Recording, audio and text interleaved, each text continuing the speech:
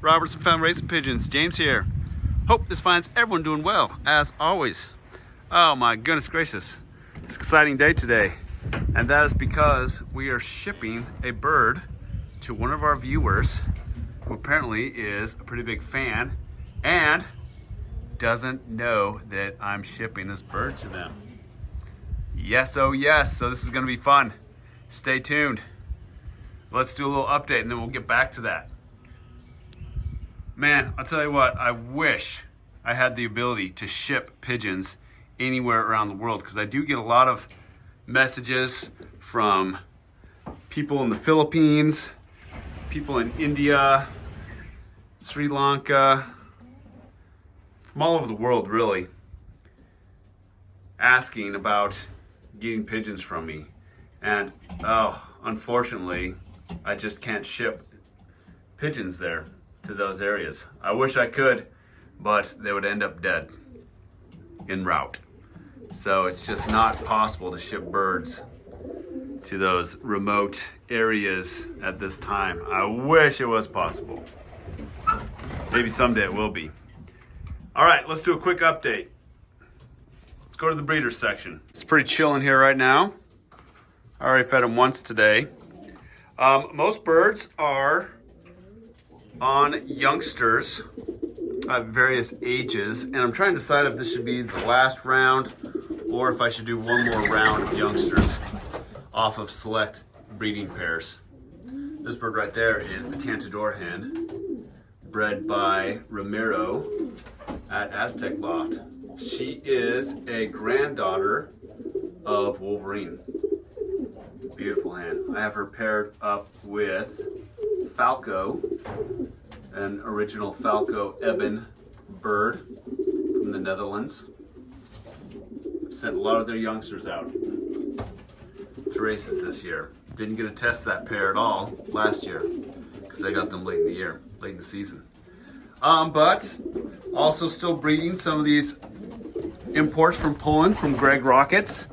This pair right here of youngsters are off of the black Greg Rockets bird and the grizzle Greg Rockets bird. So yeah, excited about these two. Let's take a look here. Come here, you two. Let's get you up here where we can see you better, because you two are cute. Come here, come on. Come here. Oh, that's a big boy. Oh yeah, look at you guys. Look at you guys. Oh, those guys are gonna be beauties. They already are beauties. Probably too late to get them in a one loft race, but we'll see what we can do. If not, I'll fly them here. But yeah, excited about those two little guys. And I've got some youngsters right here off of Tucson and Little Aztec. Excited about those two. See what we end up doing with them. Got two youngsters up here. They're being fostered by Kronos and Fat Bottom Girl. Those two youngsters. Let's go over Fat Bottom Girl so we can see. Come on. Those two youngsters are off of Falco and the Cantador hen. We've got one little baby in here. Let's take a look at him. Cup of Joe and Greek Iris. Congratulations, you guys. We got a baby. Their other egg got cracked really bad due to a fight I wasn't around for, but it got all bunged up and it broke the membrane, so it did not develop. So we got this little one. Awesome. Actually, I've not gotten very many youngsters off this pair this year, so that's been a little bit frustrating, a little bit disappointing. Let's see, this will be the fourth, if I'm remembering correctly. Yep, I think that's four. So, all right, little one, we're gonna take special care of you. Yep, we're gonna keep our eyes on you. Yeah, so this viewer who's gonna be getting a pigeon from me has no idea that he's getting this bird. So I'm super excited about that. As many of you know, one thing that's awesome about the sport is that most people, most established breeders and flyers are willing to help out those who are just getting into the sport, because we want to see the sport thrive and continue. And honestly, it's kind of dying out in the digital age. And back when I was a kid, there were people who were extremely helpful, gifted me one or two birds here and there to help me get going. It was fantastic. So one guy in particular was extremely generous and kind. His name is Wayne Whiteley. I mean, you've heard me talk about him before because I have some of his birds even today. He helped me again once I got back into it as an adult. But I remember one Christmas, my dad hands me this gift, and it's just kind of this thin package. It looked like it was some paper. It was wrapped up in this gift.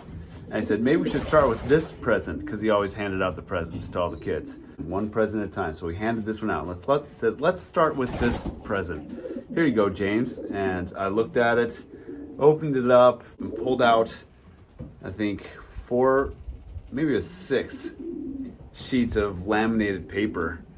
And I was looking at them, and they were pedigrees. I didn't realize they were pedigrees.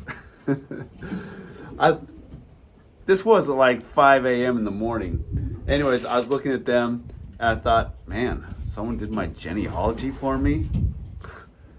What a great Christmas present. Thank you.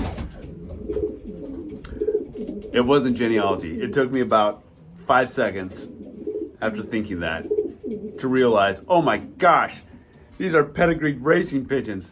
I'm not looking at my ancestry here. And holy cow. What an awesome Christmas morning that was for me. What a generous thing that was for Wayne. And there was another flyer, Doug Bennett, who chipped in. They got together some good pedigreed birds. So they had contacted my parents before Christmas and said, hey, we want to get James some really nice breeders, some pedigreed pigeons that he could start with to help him out, kind of to be a foundation for the next few years going forward. It was awesome. It made all the difference in my racing as a youth. Super cool. And I've tried to do the same where I can and when I can. All right, you guys know what I love most about this YouTube channel? Definitely not the money, because there isn't any money. Everyone who runs a Pigeon YouTube channel knows that. I do this for fun. But the thing that I love most is the connections that I make with people across the globe. 2 weeks ago, I got a message from a mother in Idaho telling me that her boy, who's 8, about to turn 9, has recently gotten into pigeons and loves them. He's acquired a few of his own, but is short a hen or two. Anyway, she said his birthday's coming up, and when she asked him what he wants for his birthday, he said all he wanted was a hen from Robertson Family Racing Pigeons. Oh my goodness. Oh, that just made my day. I love to hear stuff like that. What a sweet guy. So, she and I talked, and she got a hen for him for his birthday. And guess what? I'm getting a hen for him too.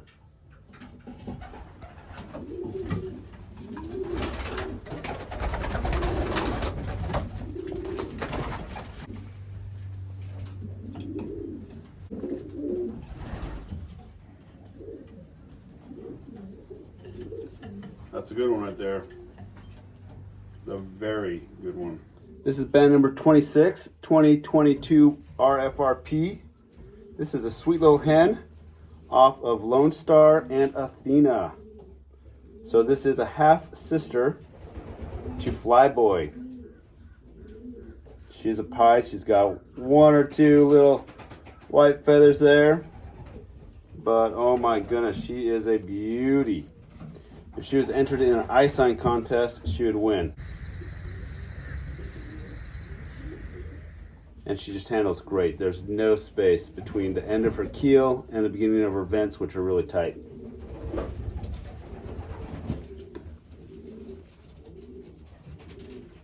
beautiful little hen here. I had her reserved for backup stock. But this is going to a special young man in Idaho who helps run the family farm. Does a lot of tough jobs, has a lot of responsibility for a 9-year-old. So I trust this 9-year-old with this awesome bird. Happy birthday, Ike. And here's the other bird that's going. We're gonna do 2 hens. So you have 4 cocks and 4 hens. This is 68. This is a late hatch out of Purple Greek and Miss Magnificent. She is just trembling. Beautiful bird. Super strong. You can see she's a late hatch from last year, so she's only partway through her body molt. See the different coloring on her feathers there? But once she finishes that body molt, she is just going to be outstanding in the hand. Great little bird, I think. Wolverine and red monkey bloodlines. All right, I had these 2 birds boxed up, but they were fighting. They're both adult hens, so I just taped this little cardboard divider in. Now I'm going to put them in there, like that. They can both turn around. Plenty of space. But it's just a divider, so they don't fight. Good luck, birds. Have fun in Idaho. I guess the good news is I'm shipping healthy birds.